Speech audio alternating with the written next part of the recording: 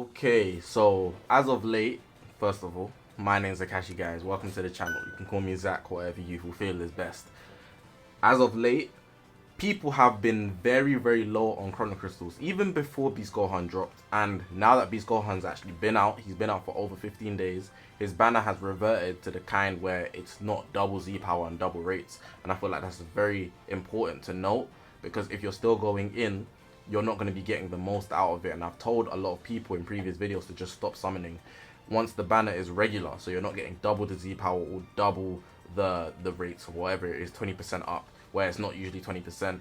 You're essentially just going in for less value, and the value you get out of it is not necessarily going to be worth it for what you'd be hoping for that people already have because of how they summoned when the banner was ×2 Z power and 20% rates. So I've told a lot of people to stop, but I saw this tweet on Twitter. Shout out Lebra, I believe, Lebra, yeah. He made this tweet, and it caught my attention so fast because it makes so much sense. And in my position, I can go more deep on summons because I'm not free to play fully. But for you free to play, this is advice for you. So the tweet says, do not go deep on banners from now. Power creep is increasing at an alarming rate, and every new hype unit will push out of the meta the previous one. It will also help with CC management since we get way less. Now we're going to talk about this tweet and break it down completely, because there's actually a lot to take out from this tweet, and I'm going to give you a key example who's already on the thumbnail. So hopefully you guys are going to enjoy this video. If you haven't already, make sure to press the subscribe button. We're on this grind to 40,000 subscribers. All my social media links are going to be on the bottom of the screen. This is the YouTube channel. We've got a Twitter, Twitch, Reddit, Instagram, and a Discord link all in the description below.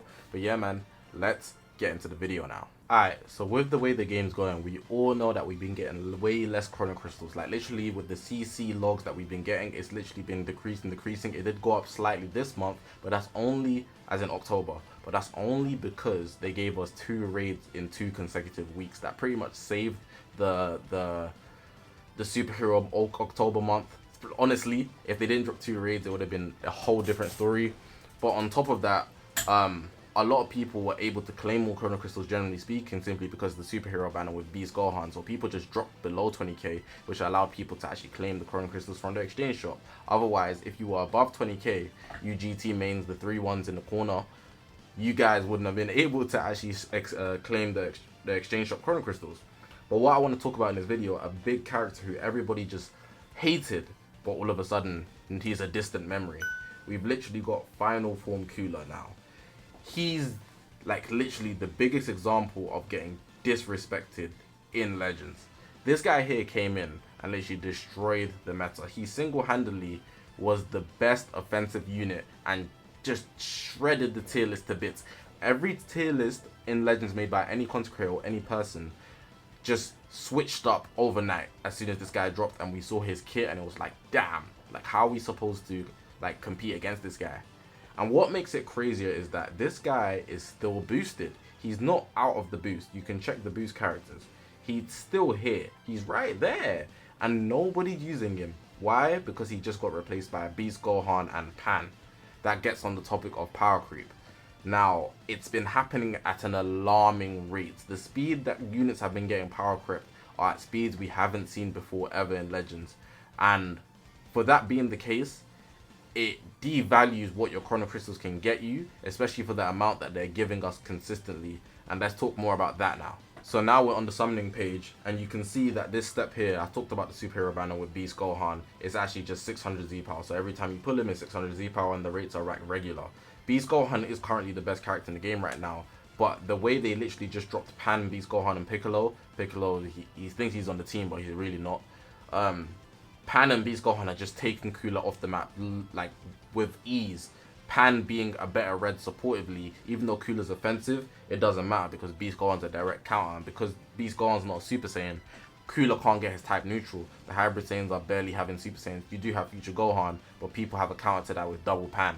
So, you know, it'll be blue, red. Even Piccolo, if you bring him instead, you don't have to worry about Cooler going type neutral. He's easy food, and that's tough.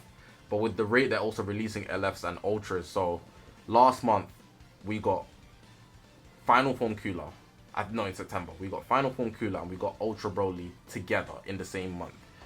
In that month, we did not get that many Chrono Crystals. We got below 20k, above 12k. That's not a lot to summon on an Ultra and an LF, considering that they both fit on the same team and they're both very valuable, undeniably. It takes about 20k for most people that I hear from to actually pull just the character itself. So if it's going to take you a whole 20k to get that, and you're not even getting a full 20k in a month, how are you going to be able to summon on every banner? And you need to manage your CC very well, unless you're just getting super lucky. And even if you are getting super lucky, one copy of a unit is not going to save you. For example, we have the rerun here for Kaoken. Kaoken, I've been advising nobody summon on him simply because he's not worth it. He's outdated. The whole banner is trash. Every character on the banner is bad except this Veggie, and even then he's not being used right now in the meta. Kaoken, even if you had him at 5 stars, which is one copy, that's 2000 Z power, he's not doing anything for you because he's only 5 stars. Your Chrono Crystals can only get you so far, and even if you do get lucky, you're going to need more than one copy anyway to really make a difference in PvP, especially in the upper end when you're heading up to the top even 3000, heading further up into the godly stages. You're unable to actually do adequate damage if you only have one copy of them, and if you tie that all in the timeline. So the amount of Chrono Crystals we're getting, the amount of drops we're getting, how long they're going to be valuable. I've even spoken about that, but units generally last 2 PvP seasons. Beast Gohan, he's come out and we've already had 2 weeks of a PvP season with him. This is the second one, so let me show you the rankings. Hopefully it loads, then I'll go to a season reward so I can show you that this is a season 2. So it's the second double RP season that we had for the superhero campaign type thing with Beast Gohan, Pan and Piccolo. Dragon Ball superhero movie. You know what I'm talking about. It's taking forever to load. God damn if it just opened up. But the point I want to make is that the fact that it's the second season, he's going to come out the boost soon. And we're going to be prepping to start the festival. When those festival unit drops, he'll probably be out the boost. And effective immediately, you will see an impact, a change in the meta.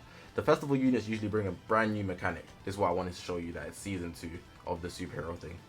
I could have also showed you through the exchange shop as well, but the festival will probably bring a new mechanic. They will bring OP units that we haven't seen before, and they will just literally have a big impact on the game. And I feel like that alone tells you that if you went very deep on Beast Gohan, he might not be as valuable straight away when literally the festival units start dropping, and that's not even considering the fact that there's going to be an ultra after those. So with the speed that everything's moving, the strength of these units coming out every single time, even if you look at the anniversary, look how quick the value of MUI just plummeted for a guy that literally has Dokabaki auto wins.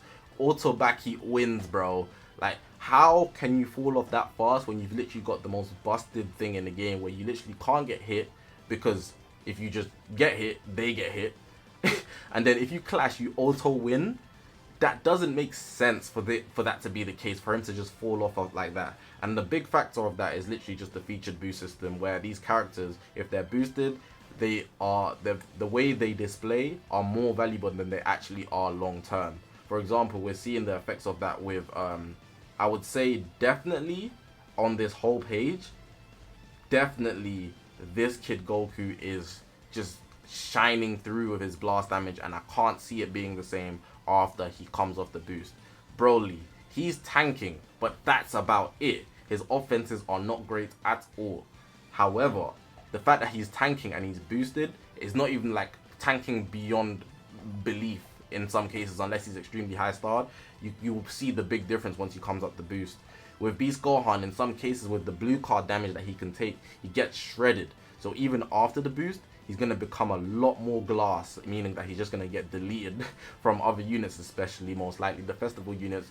Prediction, we don't have a green ultra yet, so when that green ultra drops, assuming it's going to drop in the festival, you can see it's going to be a long day for Beast Gohan. So generally speaking, you need to understand that how much you should be spending on each banner needs to be managed much more better, and I'm going to talk about that now to end off the video. So you're generally trying to get the value out of your characters, and the one thing I want to tell you is that if you want a character to be at their optimal, really and truly 9 stars is the highest you should be aiming for. If you don't know why that is, I'm going to explain right now. At 9 stars, you will see that they get the biggest percentage buff in terms of their stats.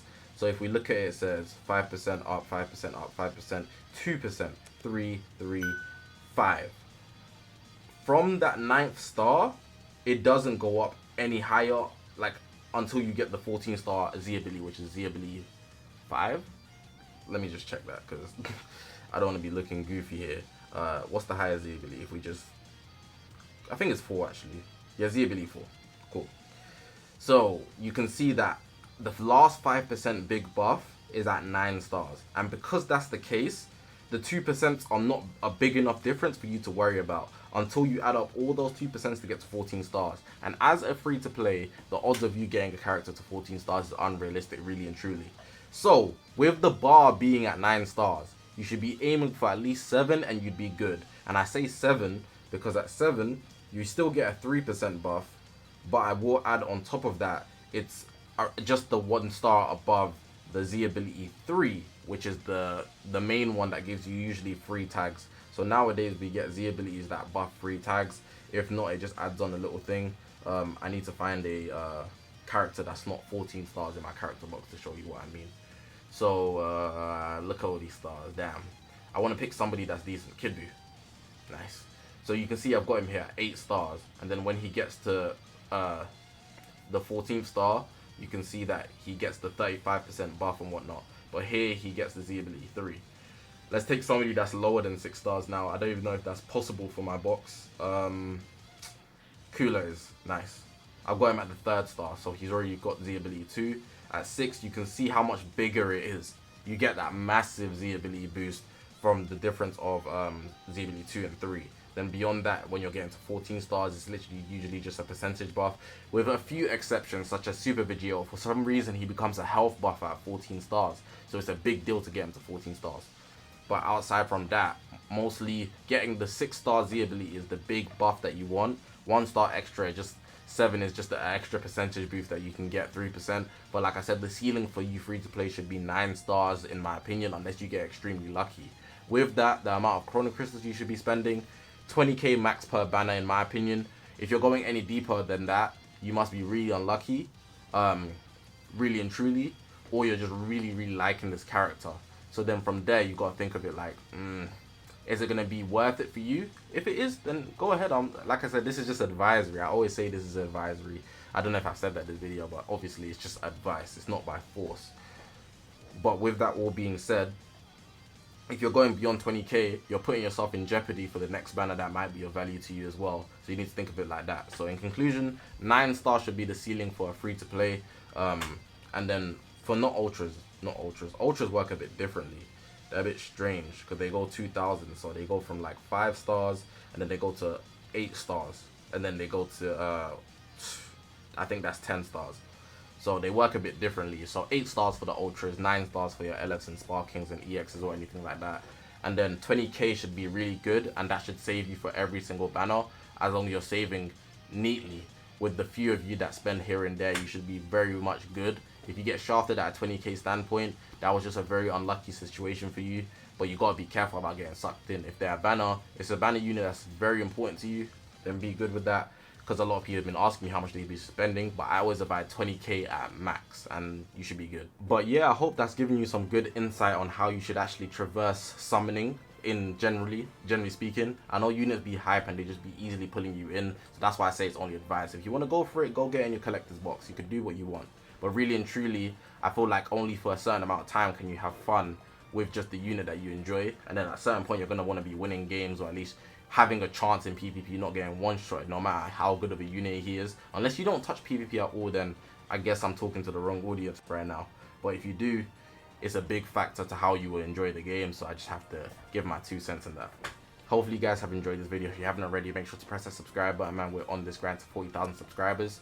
All my social media links will be on the bottom of the screen. It's the YouTube channel. We've got Twitter, Twitch, Reddit, Instagram, and the Discord link all in the description below.